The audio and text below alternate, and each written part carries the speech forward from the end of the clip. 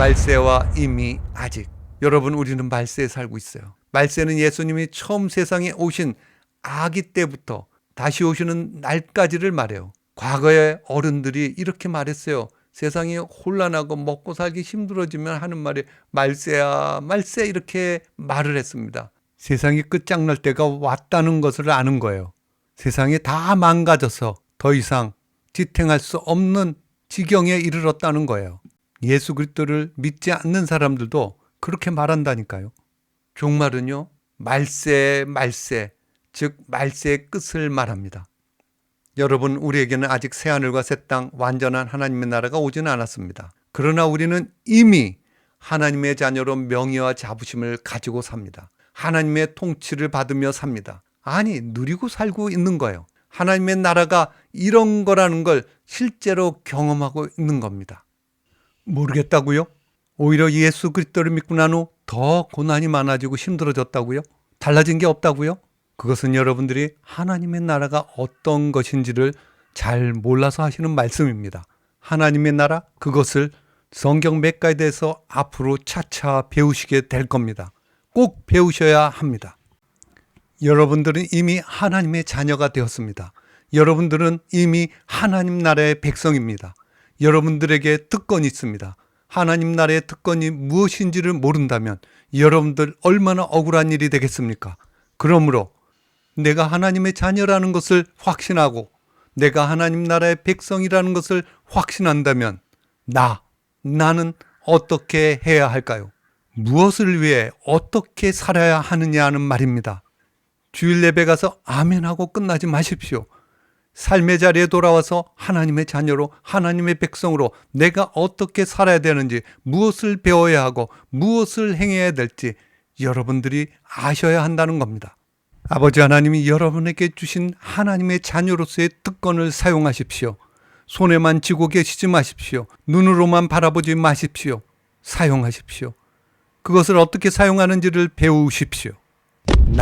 나는 이제 어떻게 살아야 할까요? 나는 무엇을 위해 살아야 합니까? 왜 나는 그렇게 살아야 합니까? 좁은 길, 하나님의 목적을 이루는 하나님의 자녀로 좁은 길을 가셔야 합니다. 불신자들은 편하게 살지만 우리는 하나님의 위대한 목적을 위해서 일부러 좁은 길을 가는 거예요. 그 길만이 생명의 길이기 때문에 그걸 가르쳐 주기 위해서, 그것을 알려주기 위해서라도 가야 하는 거예요. 자기 부인, 생명의 유일한 길은 그 좁은 길을 잘 걷고 뛰며 완주하는 비결이 있어요. 그것은 자기 부인입니다. 다른 방법 없냐고요? 왜 그게 싫으십니까? 세상에 대해서 당신이 죽어야 합니다. 당신의 정욕을 십자가에 못 박아야 합니다. 그리고 십자가에 당신의 시체를 지고 가십시오. 그것이 십자가를 지고 가는 겁니다. 그것이 하나님의 자녀의 길, 하자도입니다. 하나님은 우리가 끝까지 좁은 길을 완주하도록 두 가지 손길로 어루만져 주십니다. 사랑과 징계의 두 손길. 하나님은 우리가 그 좁은 길로 가기 위해서, 하나님 목적을 이루기 위해서 하나님이 기대하시는 영광스러운 수준에 이르도록 우리를 만들어 가십니다. 예수님을 따라 우리의 십자가를 지고 가다 보면 힘들고 지치고 피곤하고 넘어질 때가 많아요. 억울한 일도 생기고 손해보는 일도 생깁니다. 두려움도 생깁니다. 정말 끝까지 잘 갈 수 있을까? 믿음이 약해지기도 합니다. 내 마음을 어떻게 하셨는지, 그때 하나님께서는 우리를 지극하시고 변함이 없으시고 영원하신 사랑으로 어루만져 주십니다. 그러나 또 한편으로는 세상의 죄와 싸워가는 데 있어서 유혹받고 넘어지고 포기하지 않도록, 우리가 잘못하고 죄를 지으면 징계를 하세요. 하나님의 눈물을 흘리시면서 아픈 손길로 우리에게 매를 대신다는 거예요. 우리 스스로도 하나님의 그 두 손길을 기억하면서 스스로를 쳐야 합니다. 죄는 언제든 살아납니다. 여러분은 하나님께 야단을 맞을 때 즐거워하실 수 있겠습니까? 매를 맞는데 기뻐할 수 있겠냐고요? 오히려 즐거워하셔야 해요. 오히려 기뻐해야 한다고요. 왜요? 하나님이 나를 자녀로 여기시니까 나를 아프게 때리시기도 하시는 거예요. 남의 자식이라면 손댈 필요가 있겠습니까? 관심을 둘 필요가 있겠습니까? 하나님이 내 아버지시니까 이렇게 사랑의 매를 드시는 겁니다. 내가 하나님의 자녀라는 증거가 되는 겁니다. 내가 하나님의 자녀구나, 이런 명예심을 가지십시오. 그러면 이제 어떻게 하시겠습니까? 여러분, 우리는 배워야 합니다. 갖추어야 합니다. 하나님의 자녀로서, 하나님의 대사로서, 하나님 나라의 로얄 패밀리로서 그 역할에 필요한 것을 배워야 합니다. 하나님의 자녀라는 명예를 가지고 그 명예에 합당한 책임감, 내 조국인 하나님의 나라를 보여줄 실력, 아버지 하나님을 닮은 수준과 품격을 배워야 합니다. 이런 기본부터 배우십시오. 신앙관, 구원관, 이것을 분명하게 확고하게 가지셔야 합니다. 창조신앙, 구속신앙, 종말, 재림, 부활신앙을 균형 있게 알고 그 신앙을 붙잡고 사셔야 해요. 그리고 하나님의 자녀라는 정체성, 정체성에 맞는 역할, 그 역할에 맞는 영적 실력, 그리고 우리가 사모하는 예수님의 수준으로 자라도록 해야 합니다.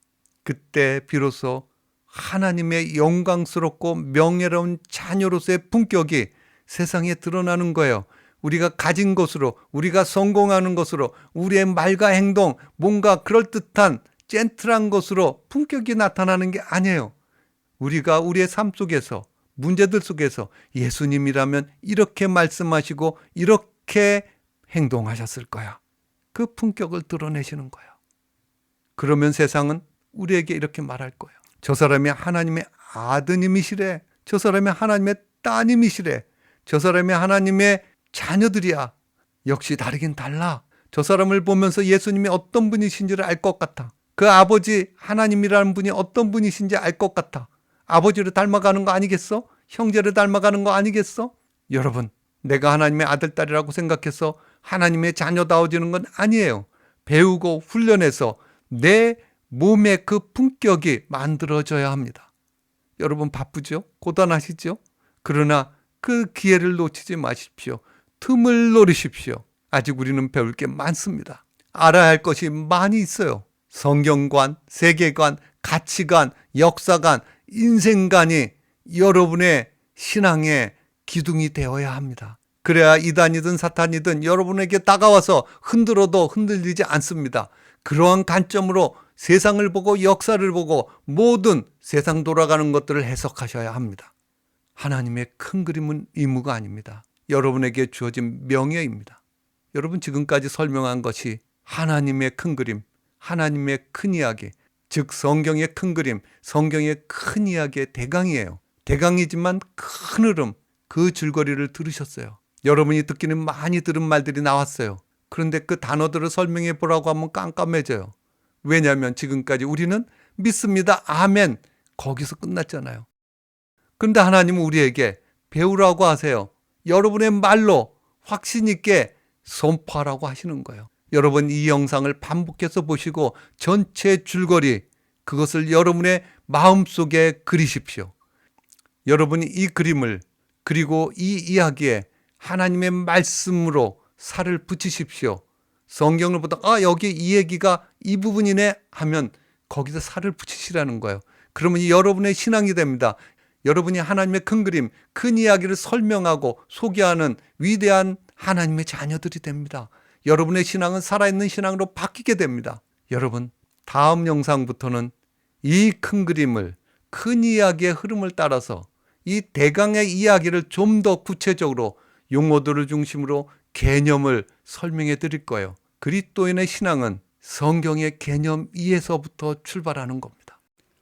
성경의 큰 그림, 큰 이야기는 여러분들이 잘 아시는 세 가지 부분으로 나눌 수 있습니다.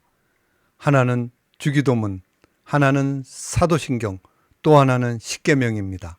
이 내용에 대해서는 차츰 여러분에게 소개하도록 하겠습니다.